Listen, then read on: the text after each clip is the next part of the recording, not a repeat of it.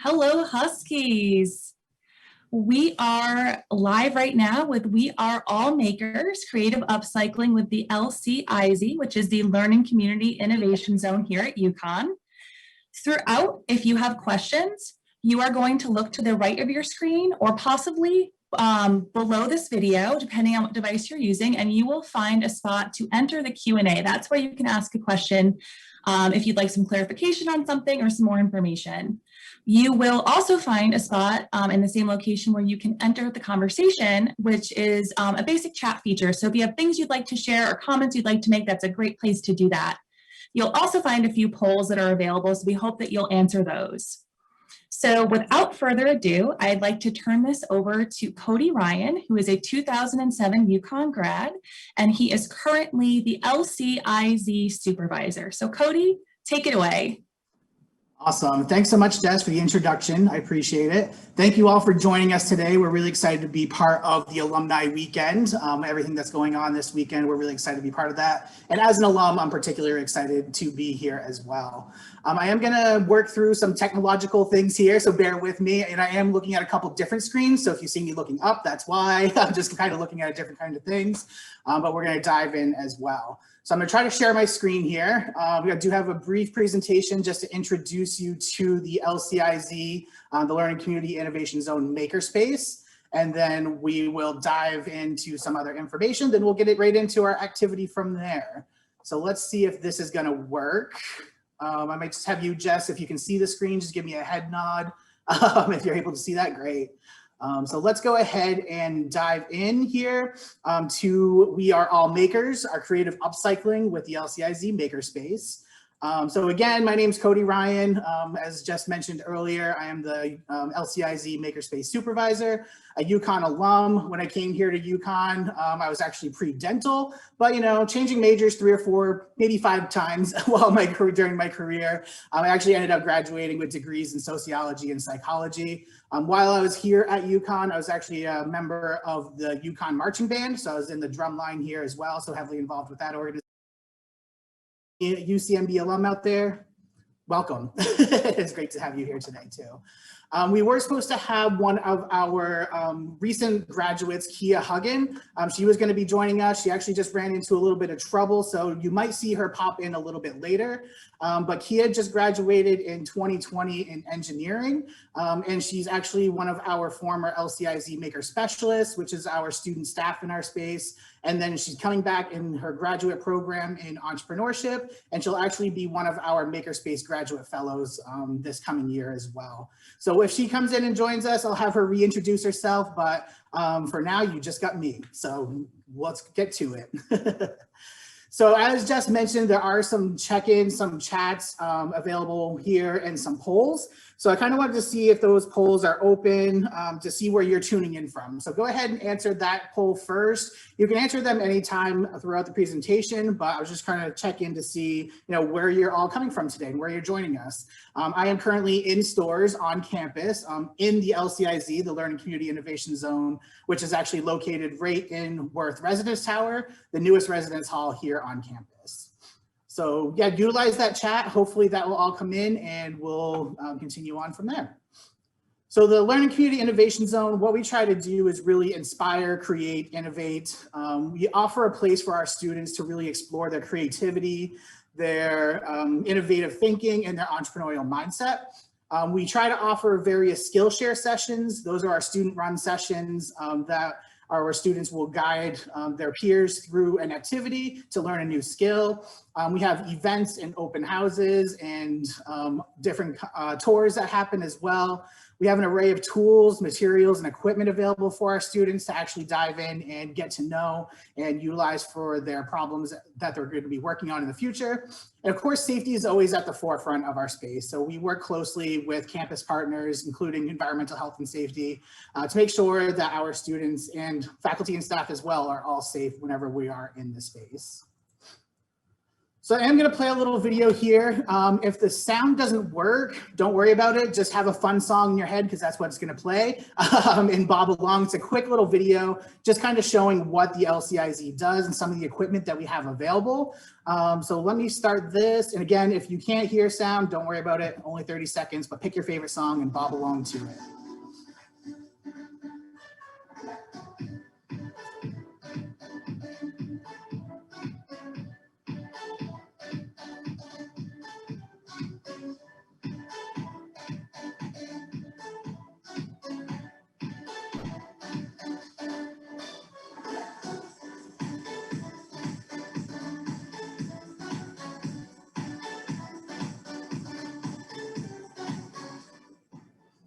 Aren't you excited to make now? You're ready to go, ready to go with some equipment. So again, the LCIZ does provide the necessary materials, equipment, and guidance to create an environment where our students can bring their ideas from conception to reality. Really, again, we're focusing on that entrepreneurial mindset, that innovative thinking, and really just creativity overall that they can explore in this space. So we're going to do a little bit of upcycling today. So what does it actually mean to upcycle, right? So you're like, oh, what's this term? Where are you going with this? But really, it's just reusing or repurposing any items in a different way, or trying to, reuse them again. So we're kind of not throwing any things away. We've kind of gotten into a culture that's just habit of, something breaks or we're tired of it, we just throw it away and buy something new. The upcycling culture is really trying to reuse that, reuse items, repurpose things. Some of the examples I have, if you have basic cardboard tubes, you could always kind of create cord organizers, which is always good. Those cords go everywhere, right? They get tangled up, knotted everywhere. I had a little jar here that I lost the top to, so why not make it a plant holder, right? Add my bamboo in there, let it flourish, rather than throwing away that whole jar. We've had students work on some things too. So here, a student had a speaker that actually broke, like the whole casing broke, but they were actually able to use some of the equipment here in the space, being able to take some of the scrap pieces of wood and create a whole new speaker box. And it even has like the electronics on the inside. I know it's probably hard to see from this angle, but you can trust me, it's all there, even with the power here. So really, we're just trying to reuse items, repurpose items, and trying not to throw away things and contributing to that landfill as we go forward. So today, we're actually just going to be upcycling t-shirts. So we'll kind of go along from there. So just a quick, let's start making. Where are we going to go? Don't mind my little GIFs or GIFs, however you pronounce them, going along here. But hopefully you have your t-shirt with you. Hopefully we'll have some scissors, hopefully sharp scissors or fabric scissors. Those are going to be the best, or a rotary tool as well. Or if you're like Edward Scissorhands there, you'll be all set to go and don't even need those tools. Or if you have some optional equipment, we do have chalk or fabric markers if you want to make those lines. Or even, once you're done, you can add your own little flair to your bag or to your item, bringing in that bling or that flair. So hopefully you have your items in front of you, and I'm going to now guide you through that process of creating your tote bag from your repurposed t-shirt. So I'm going to get set up here. It looks like, hopefully you can see the t-shirt in front of you. I'm going to get rid of my keyboard here. I don't think I need that. Let me kind of go from there. So you have your t-shirt, you have your items. I'm just going to clear out my space. Working on a flat space really works out nicely. We do have our old UConn Learning Community Innovation Zone t-shirt here, which is convenient. So we're actually going to use this and repurpose it into a bag. I'm going to go ahead and start using my rotary cutter, but you can also use your scissors too. So the first step for this is actually going to be, we're going to take off the sleeves of the shirt.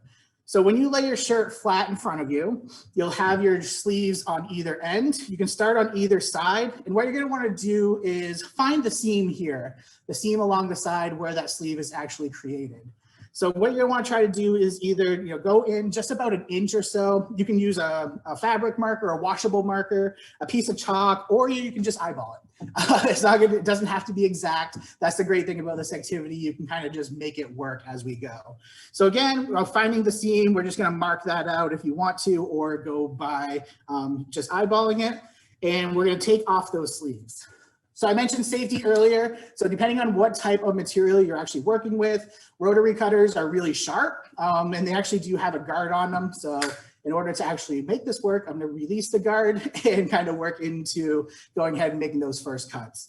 So again, finding their seam for your sleeve, staying on the inside of that seam, so towards your main t-shirt, and then you're just going to go ahead and cut off this sleeve.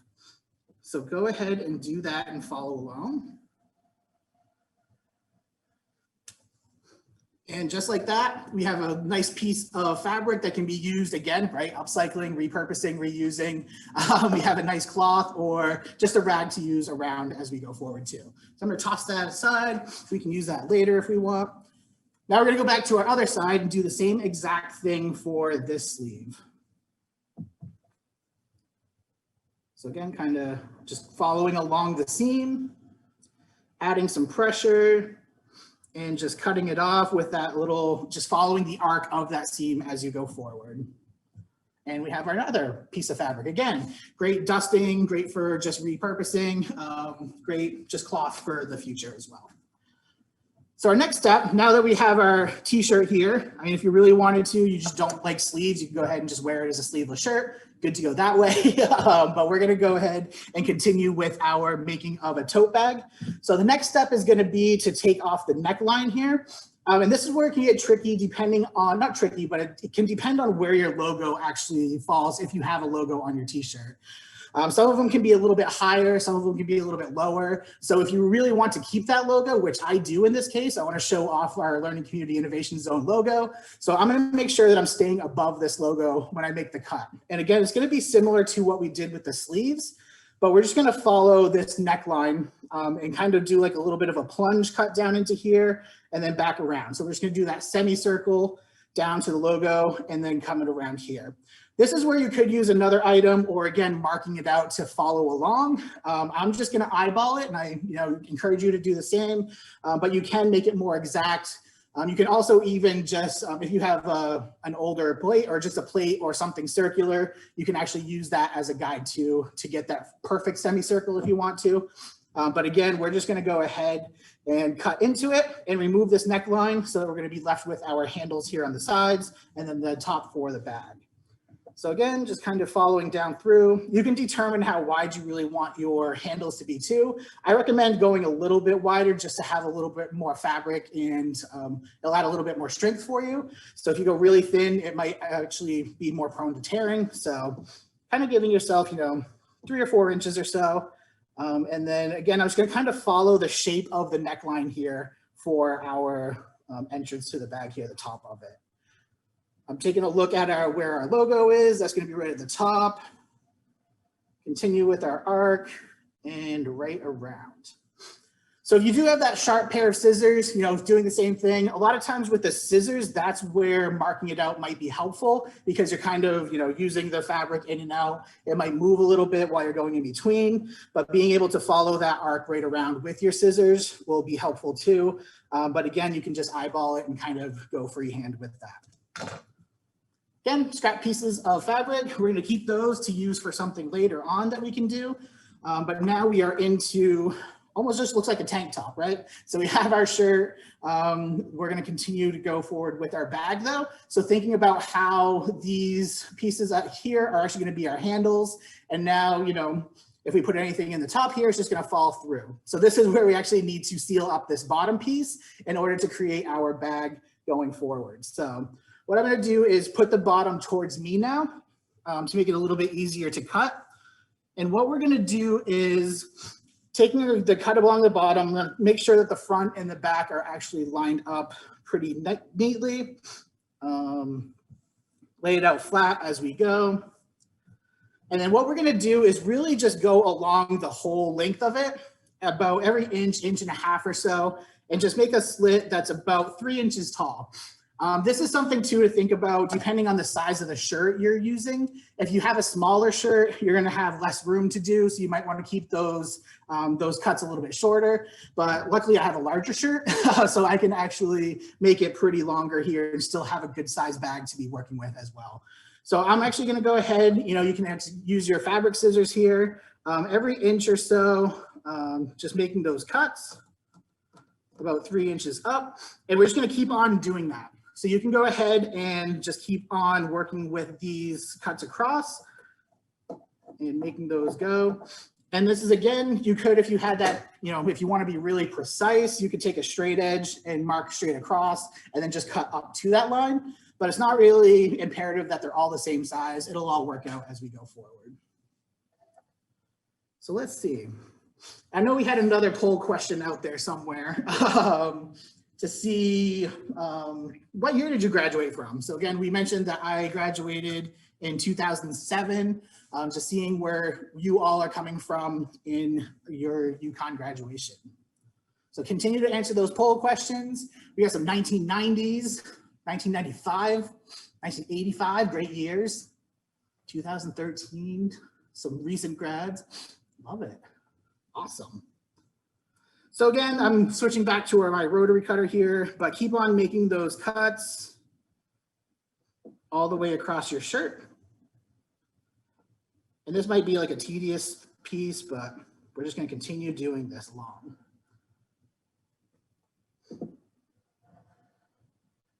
So while we're doing our cuts here, let's check out our next poll question. What do we have? Oh, we're working with t-shirts, right? So I know as a student, any activity I went to, I got a free t-shirt, different activities that I was a part of. You know, we got a t-shirt every year. I ended up doing 5 years at UConn, so I have 5 drumline shirts at home and different things. So how many t-shirts do you actually have stocked away or piled away? So you can kind of check that poll question out. Oh, wow, more than 15 coming in hot. We got a lot of t-shirts, right?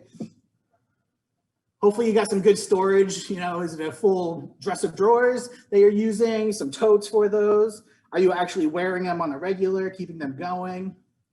That was a lot of t-shirts, so more than 15, good amounts.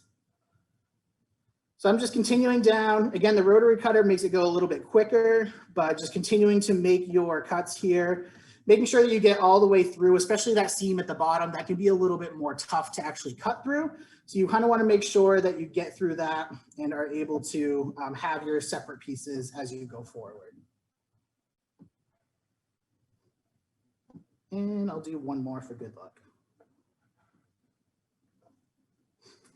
All right, so I'm guessing that you might be continuing to cut, especially if you're using scissors. It can be a little bit more difficult to make these cuts. But what you're going to want to strive for are these little frills at the bottom here. So hopefully we can see this. You can kind of see how those frills are along the bottom. That's what you want to have on your t-shirt. And that's what we're actually going to use to seal up the bottom and create that bottom of the actual shirts in that tote bag. So we'll continue going from there. I'll give you another minute or so to continue cutting those. What's our next poll question? Do we have another one out there? Oh, have you ever utilized a makerspace before? How many people have actually been in a makerspace? A lot of people have not. Wow. And that's understandable, actually. And sometimes it's the term makerspace, right? So some people are like, well, what is a makerspace? Where are you going with this? And we are UConn's first official makerspace. And the reason that I use my air quotes is that we have a lot of places on campus that are actually considered to be a makerspace. When you look at any of the School of Fine Arts studios, right, all of those can be considered makerspaces. We have our School of Engineering with the machine shops. We have our landscape architecture studios. All of those spaces can really be considered makerspaces. We were just the first to really brand ourselves as such and you know, have it available to all students as well.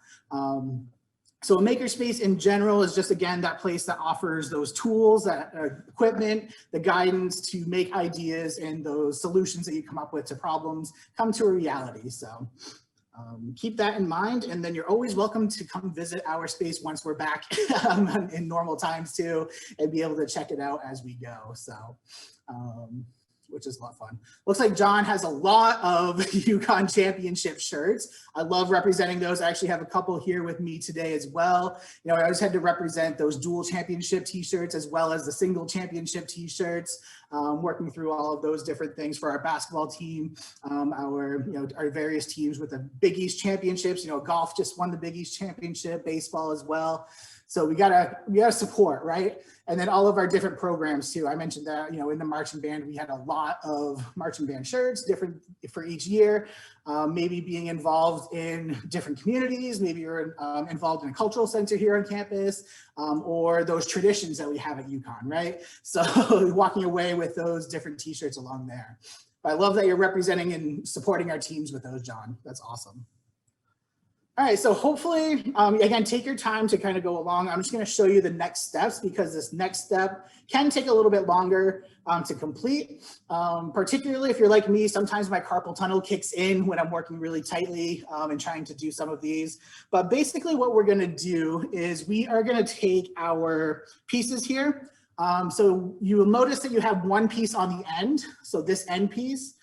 That one we're gonna build into our next two pieces. So you wanna grab the front and the back of that first or the second piece here. And what we're gonna do is simply just tie a knot in that. So we're gonna cross them over. We're gonna tie one knot to kind of get it tight on the bottom. And what we're gonna wanna do now is take that outside piece and lay it over your knot that you just created, and then tie again those next two pieces in order to keep that last piece in. So that's gonna seal off that corner for you. If you're not able to do that, unfortunately, the end will probably have an open corner, and then you might lose your item that you actually put in your bag and kind of go from there. But that's gonna be the only really tricky one, and you're gonna do this at the beginning and the end. So when we get to that end piece, you're gonna have that piece that kind of folds over to the front and back. We're gonna do the same thing where we just tie that into those next before last pieces into the knots too. So, but what we're gonna do, so now that we've tied that in, we're gonna make it a little bit tight here as we go and kind of go through there. So yes, I can explain how to do that knot again. So let me grab on the side here. What I have is the very end piece. So I'm just gonna jump over to this end piece, but I'm gonna tuck that down to the side now. And then I'm gonna take our two pieces that align front and back. So the piece from the front of the shirt, the piece from the back of the shirt. I'm gonna tie just one knot. So just a one over and then through the loop, and then pulling those so we get one basic knot at the bottom. And then I'm taking that end piece, right? It's kind of like the corner piece. It has both the front and the back with the seam on the side. And I'm gonna lay that over our knot that we have here. And I'm gonna tie that in. So our next knot will keep that piece actually in and keep it into place. I know it's probably hard to see on our screen here and kind of go from there, but that's just gonna seal up our side. Hopefully that explained it. If not, we can kind of keep on going. The other thing is right now, so the way that our shirt is currently, we're actually gonna add our own little detail. So it's actually gonna have the frill along the bottom with the tassel-like knots that we have. I probably should have mentioned this before, but you can always do another one afterwards. If you wanted it to just be like a flat bottom shirt, what you do is turn it inside out so that these knots are gonna be on the inside. I actually created one a little bit earlier. So you can see the bottom, there's no frills on the bottom. And that's because before I started tying, I actually turned the shirt inside out so that all of those frills are actually on the inside of the shirt or on the side of the tote instead of on the outside. So on the inside, you get the little decorative tassels along the bottom. So you can kind of pick and choose which way you want to do that. So that's where you can add your own little design and creativity to your tote bag here. Let me turn this one back right side out, show you again how it's going to be flat on the bottom there. I'll just keep this one aside. So back to our knots, once you get that end knot in, you're just going to continue going down through, and the pieces that line up, the front and the back pieces line up, just continue down and continue knotting those twice. So you're going to do one basic knot, loop it over, push it through the loop, pull tight, and do that one more time, loop one side over, push it through the loop, and pull tight. And then you'll move on to your next two that line up and do the same exact things. We're just gonna double knot it with those two knots so that it stays tight and doesn't come undone with us. Loop it over, pull tight. And one more time with those same two tabs, loop it over, pull tight. So you can see how it's kind of coming along the bottom here. We're actually creating a bottom seal, and we're just going to continue going. So my next two loose ones here, I'm just going to grab those two and continue doing the same exact thing. So this is where it can get fun. You know, if you're working with a couple of other people, you can have fun conversations during this time. You can start thinking about what you might want to do with your shirt, how you're going to utilize it, how can you customize it even further, and kind of move on through those. So let's keep on doing this. Pamela has at least 60 UConn shirts. Wow, Pamela, that is fantastic. I'd love to see too how people get creative with how they display certain things too, how we can work through those and kind of go from there. Looks like we have some more class year poll results, so people are still filling in those polls. So let's continue to see where people are coming from or what year you graduated, sorry. I'm trying to pay attention to the chat here. I'm just going to continue nodding as we're going. 1990 is coming in strong. We got a bunch of people from 1990. That's awesome. 2008, 81, 85, 95, all good years. Wow. Fantastic. All right. So I'm just continuing on, again, doing those knots, 2 per, like the ones that align, just 2 quick knots. Move on to the next one, keep on lining them up, and continue as you go. I think we had one other poll question. Did we have one? We had the makerspace already. I might have gotten too long. Good stuff. And again, I was hoping that Kia would be able to join us today. She, again, is very involved with making. She's currently working for Black Girls Code as well. So she's teaching students or K-12 students how to get into coding. And then she's returning to UConn and with some, with a focus on entrepreneurship and kind of working from there. So let's go back to the poll. So where you're tuning in from, I think we had some more answers to that one. Let's check that out. And again, feel free if you haven't answered those poll questions, you can answer those along the way. We'll just kind of keep on checking back in to see where people are. Outside Cincinnati, great. Vernon, what's up, Vernon? We got Seattle, wow. Welcome from Seattle, West Coast, coming in. Dallas, Texas, love it. Massachusetts, Boston, Ellington, right down the road. Wellington, Florida, I'm not sure where that is. I'll have to check that one out once I'm done tying all my knots here and check those out. Basic in Connecticut, Massachusetts, got a few people there. Glastonbury, I love Glastonbury. It's always a good time there. Awesome. So all over the place, I love that. And thank you for joining us again. And just as a reminder, I'm coming to you from Stores. I am here in Worth Tower. So if you haven't been on campus in a few years, if you can make it at some point once we open back up, definitely come give a tour and see some of those items that we have. Some of the new buildings that have gone up, it's pretty phenomenal, including the one that we're in with that residence hall, kind of working from those too. We have a question too, what is the coolest upcycling project that I have done? So what me personally, I'm actually working on, so I went home to visit family over Memorial Day weekend, and I was just in the basement of my dad's house, and I came across an old gumball machine that I actually had when I was a kid. So it's like one of those traditional red gumball machines with the glass globe, put in a quarter. It's kind of like to save money too, so you know, put in your change to get that gumball. So I was looking at that, but I was trying to figure out, you know, what else can I do with that? So I'm currently working on having that be like a little succulent garden. So I'm gonna seal off the bottom of the actual gumball machine, so where the gumballs would come out, so it'll actually hold soil and water won't drip everywhere when I water my plants, and then display some succulents into that gumball glass globe as well. So that's my current project that I'm working on. As far as student projects, I've had students replace like reuse old furniture and built their own couch out of it, which is pretty cool. Just utilizing old equipment and reclaimed wood. I actually, you know, we will actually occasionally go dumpster diving. I don't recommend it. Make sure you're in a place where you can do that. But again, utilizing some of that equipment.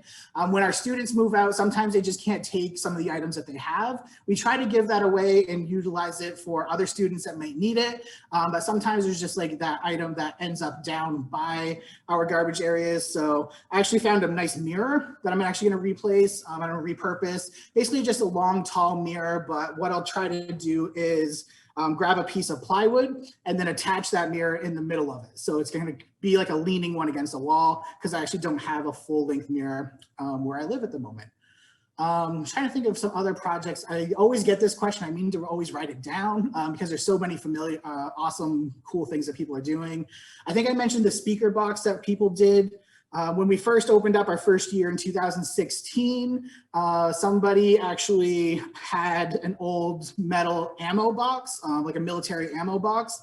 And then their speaker broke, similar to the wooden one that I showed, but they were able to come into this space and actually use our tools to cut out the right size circles within that ammo box, use the electronics again, and repurpose it into their own Bluetooth speaker. So they're actually able to make it a Bluetooth speaker, connect their phone to it, connect their devices to it, changed everything from there, and kind of go and recreate that. Barbara, you're more than welcome. This is my pleasure. I know that you said thank you for presenting on this. Again, just trying to find different ideas of what we can do, what we can make, and just, rather than throwing things away and being wasteful, finding ways to repurpose and kind of continue to use things as we go. And Samantha, you haven't been here in 25 years. Oh, need to take a tour. I know that I think on the home screen of this platform too, once we're done, you can check out some different tours of campus are available, I believe. Let me make sure I get that right though. I don't want to give you misinformation. And checking out some of the photos on campus, it's pretty awesome. If you go to the on-demand section, there's lots of campus views there for you to check out and see, especially in 25 years. I know that, I graduated back in 2007 and campus has changed drastically even since then. So I can only imagine, the difference that you'll see when you actually make it back or check out those different things too. But that's awesome.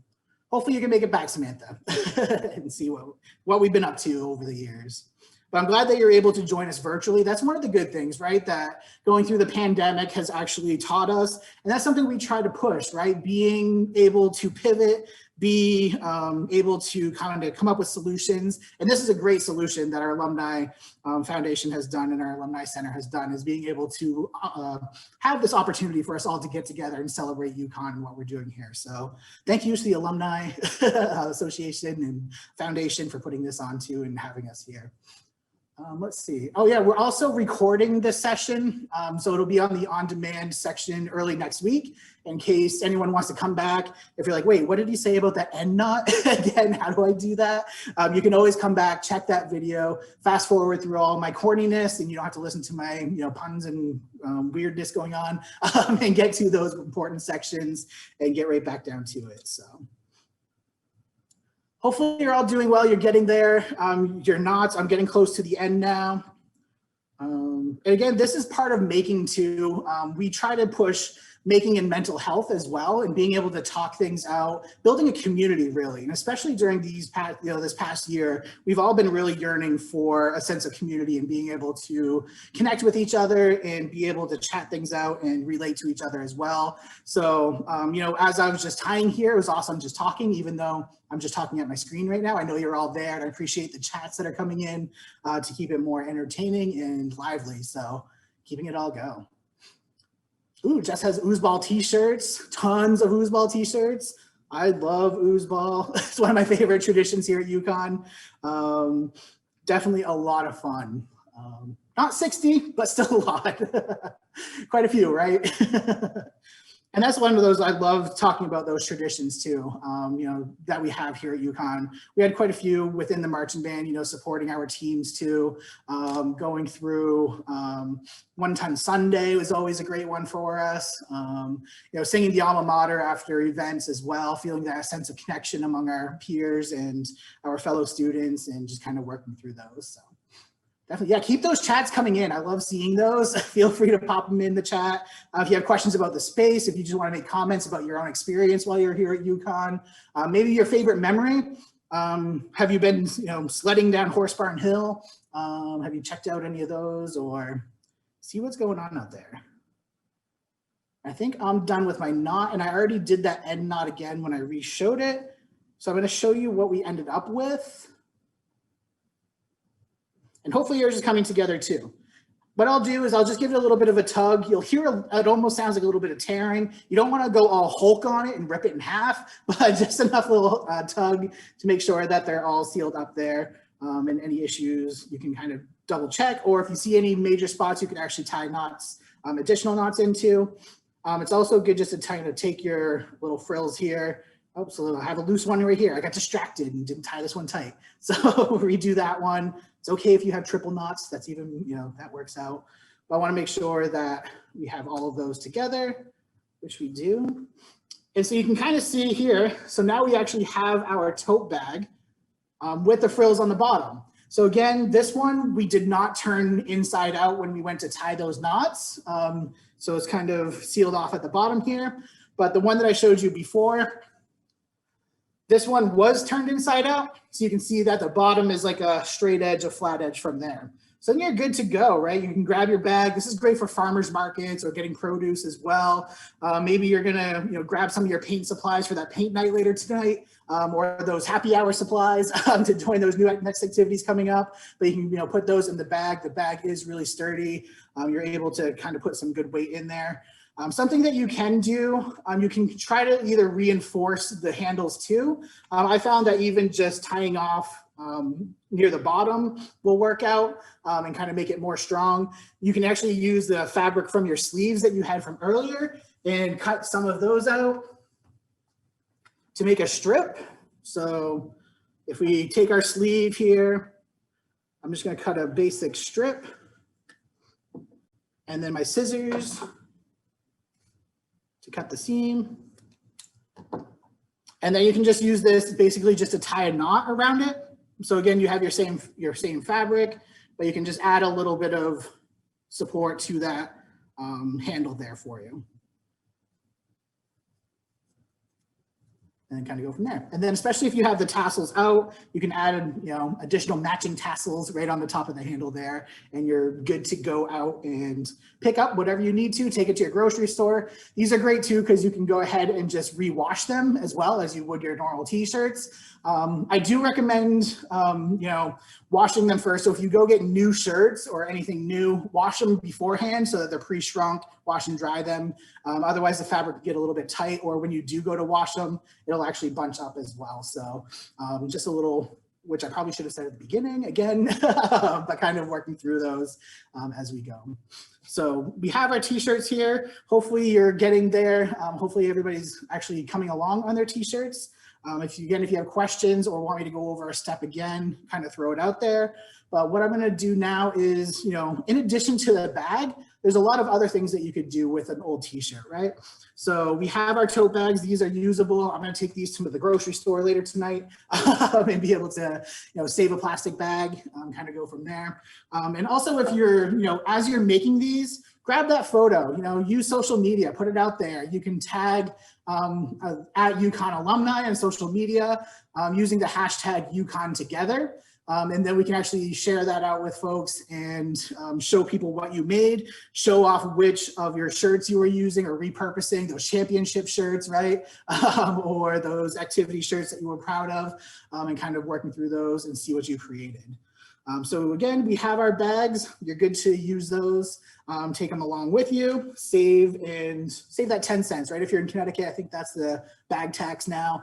Depends on what it is, where you're from. It might be different. But again, trying to reduce the amount of plastic that we're using and the amount of garbage in general that we're using. So we have those. So what I want to mention too is some other ways to use these t-shirts, right? Let me grab a different one. I think I have my 2011 championship shirt here.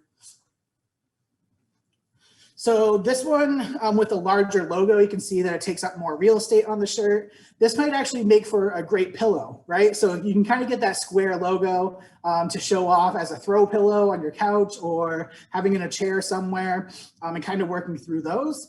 And basically what you did, I'm not going to go through the whole process right now again, but instead of cutting off the sleeves and the neckline like we did, you can actually just cut the square around the graphic that you have. So to whatever size pillow you're thinking of doing or that you want to create, and then cutting the front and the back even. And then what you can do is actually just make those slits along all 4 sides and do that same exact process. And you have like a nice little frill around your pillow or around the item that you're making that you can utilize. So that's another way to reuse your t-shirt, is to create like a pillow. You can also just create a pillow cover. So if you have an old throw pillow, get the dimensions, figure out what size you might need, see if it'll fit within the shirt that you have. And then you can actually, again, do that process, but don't do one of the sides. And then you can fill it with that pillow and then tie it off as well. So that's an option to do with this process.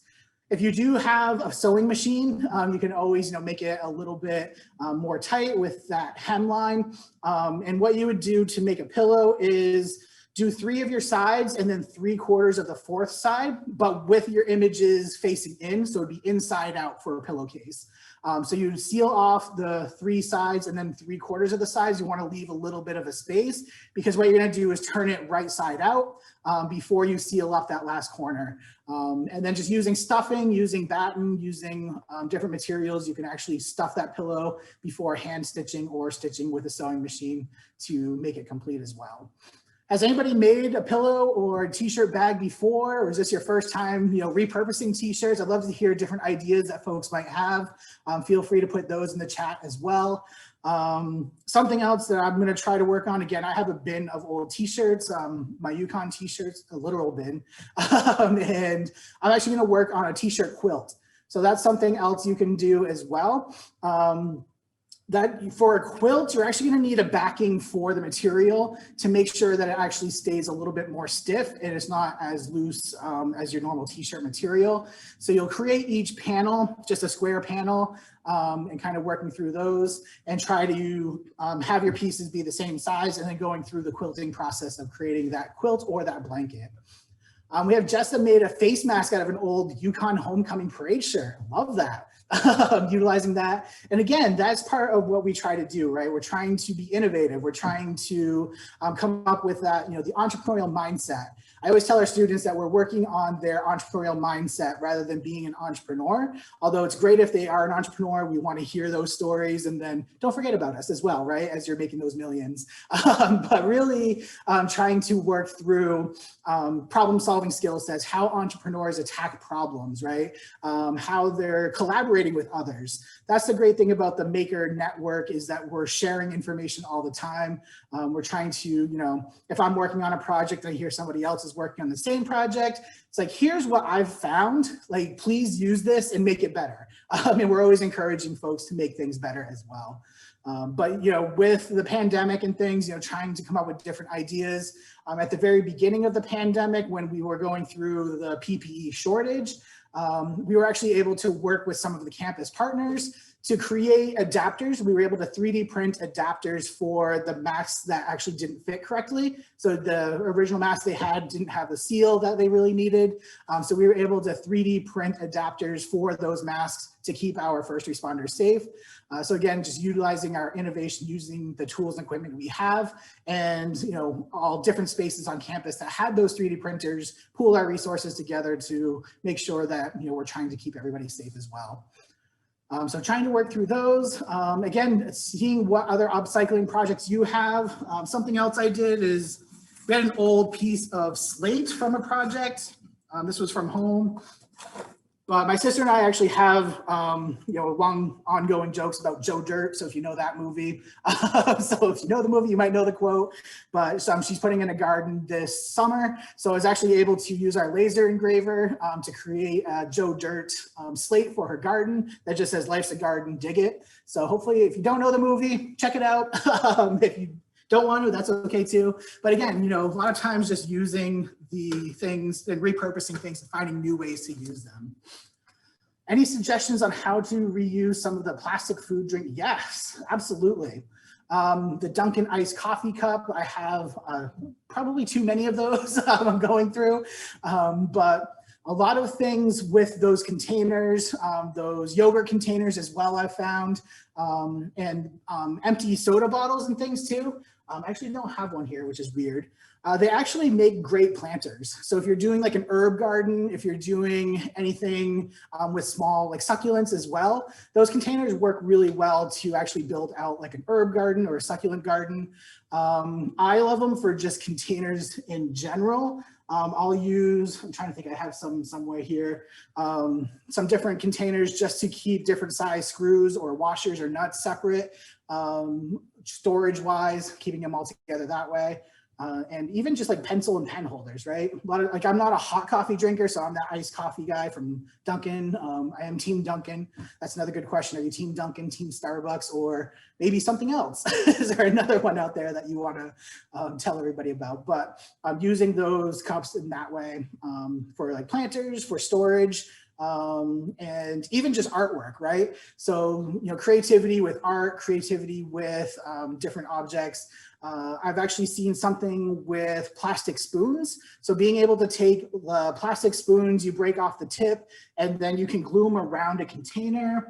So let's say I'm just gonna grab this roll of vinyl thing that I have here, but it's like a cylinder. So if you had like a clear cylindrical, maybe it's an old juice bottle, something like that, you can actually take those spoons and start gluing them over each other, start at the bottom. So it kind of creates like a shingle pattern, how your shingles actually cover each other as they come down from the top to the bottom on your roof, and create that pattern and then continue to go around. And it actually creates a really cool piece of artwork that when the light shines through it, it diffuses the light and then actually creates a nice little chandelier effect, which is really cool. So we can kind of do some of that. Some questions coming in still. I love the questions. Utilize that chat function, keep them coming. We have a few more minutes as well. How exactly do students get involved in the makerspace? That is a great question. So we are, even though we're the Learning Community Innovation Zone in our title, we are available to all students on campus. Some of the different ways that students get involved is that we have our open hours. So as soon as students complete our safety training that we built, they're able to come in and use the space during our open hours. And then our student staff will train them on the specific equipment that they want to learn, whether it be sewing machines, whether it be the laser engraver, virtual reality, woodworking, all of those different equipment. We have a 1 credit course that we offer for first and second year students called Intro to Making. So they can actually get a 1 credit for taking a course in the makerspace as well. And that's where they get to know some of the different equipment that's in the space. We also are able to have them identify a real world problem, come up with a solution to that problem, and then pitching their solution that they came up with and prototyping that solution too. So they actually build prototypes in that course as well. I love, if there's any alumni out there that want to get involved, that want to support the space, we're always looking for collaborations. If you have a skill that you want to share with us or do a workshop for students, we can definitely get you into the space working with us to do a workshop of some sort. Or if you work in an industry that we can get to, depending on where you're coming from, setting up tours for our students to see how they can use some of the skills that they're learning, being able to meet industry partners is always phenomenal. You can always just contact myself. My email is just Cody, cody.d.ryan@uconn.edu, and kind of, being able to go from there for connection and getting involved. I'm trying to keep an eye on the chat here too. Margaret, you got a good question here as well. How many students are involved in this space? So we actually have, for running this space, I usually have around 12 student workers. So those are called our maker specialists.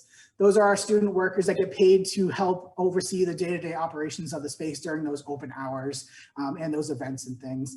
I also have 2 graduate fellows that work with us. So they actually help with a lot of the programming. And then for a normal year, so we were actually building great momentum. We're just heading into our 5th year this year. So that's another way to get involved. We're going to be planning our 5-year anniversary in October.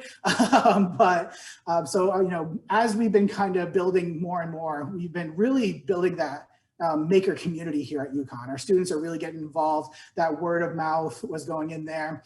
So kind of working through there. So we had close to, before COVID, the year before, we were on pace to get 10,000 sign-ins. So that's individual sign-ins. We had about 2,500 individual students that were actually part of the space and introduced to the space one way or another. And we try to work with some of the clubs on campus. We work with some of the courses on campus too, to have, class projects and things that they might need the space for, and try to get them involved that way as well. Very involved with the FYE program. I should have mentioned that at the beginning. So the Learning Community Innovation Zone actually falls under the Office of First Year Programs and Learning Communities, which has FYE, our first year experience, our Academic Achievement Center, our learning communities, and then the Innovation Zone. And that all falls under the umbrella of the Institute for Student Success here at UConn. So that's kind of like the ladder when you follow from where we are. But yeah, I think we're getting to that time though. I don't know if there's any other questions. Looks like there's no more questions. I think we're good to wrap up. Again, my email, cody.d.ryan@uconn.edu. We do have a podcast out there. We just launched a My First Year Story podcast. So look for that wherever you listen to your podcast as well. We have, connecting with us on our social media, just at UConn LCIZ on Instagram, on Twitter as well. And then again, just kind of following the channels, lciz.uconn.edu is a great way to start if you want to get in touch with us and have any ideas on getting involved. We'd love to have you involved as we go forward. But I'm going to leave it there. Thank you again for everybody that joined us all across the country. It's great seeing how many folks were here from different places. And I really appreciate you all joining this. And again, thank you to UConn Alumni for putting this on. We really appreciate it. I love being part of this and being able to share what we're doing here at UConn. Really a lot of pride here on our campus, not only here at Storrs, but all of our regional campuses too. So thank you, everybody. Hopefully you're getting some nice weather as well, wherever you are. And I hope you enjoy the rest of the weekend. And then make sure you're checking out some of those other events that are coming up. I think there's a few happy hours coming up. The Cafe Con Leche with Perlac, I think, is coming right up. And of course, that paint night tonight, and then lots more activities tomorrow. So be sure to check those out as well. And thank you again for joining us here in the LCIZ.